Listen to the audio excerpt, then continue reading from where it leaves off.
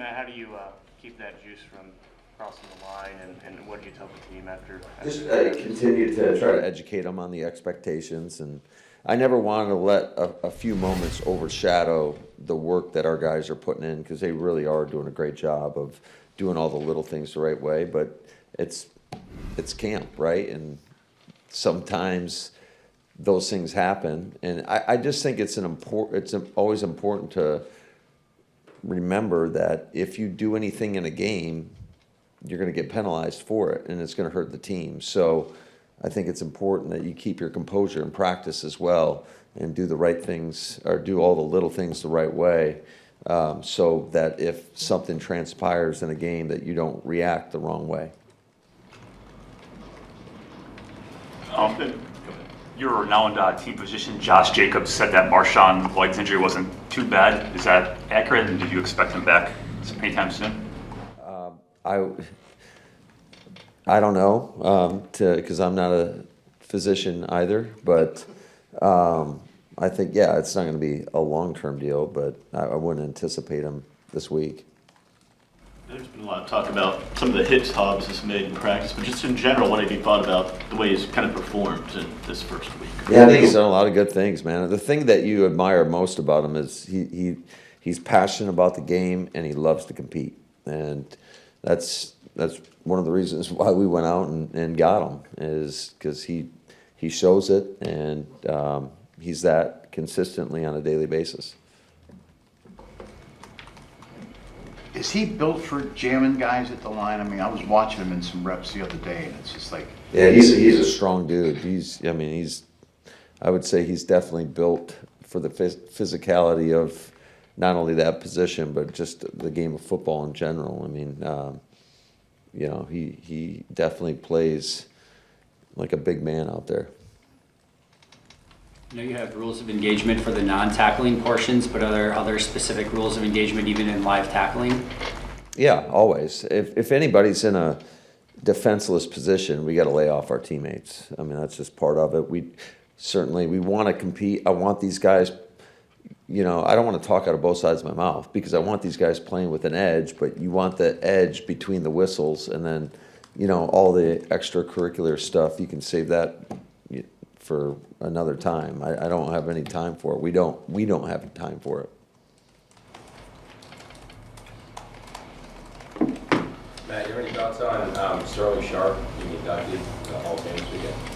Yeah, what a great honor. I mean, obviously the ultimate honor as an individual, and I remember watching him growing up, and just an unbelievable player that obviously his career got cut a little short, but I think that's even more impressive what he was able to accomplish, that he's in the Hall of Fame.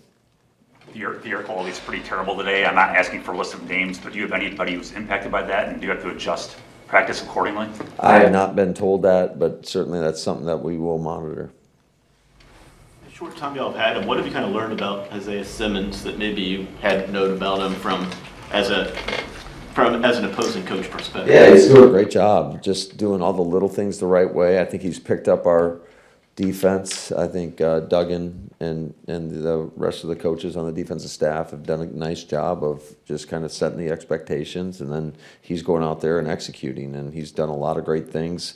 We've been lining him in a lot of different positions in regards to on the ball, off the ball, doing a good job of setting edges, and certainly his athleticism, it's hard not to see that. So we'll just continue to watch him grow as in our system. Matt, what are you looking for in your backup running backs behind Josh? Same thing we look for in Josh. Guys that can, obviously, you want guys that are versatile, guys that can catch the ball out of the backfield.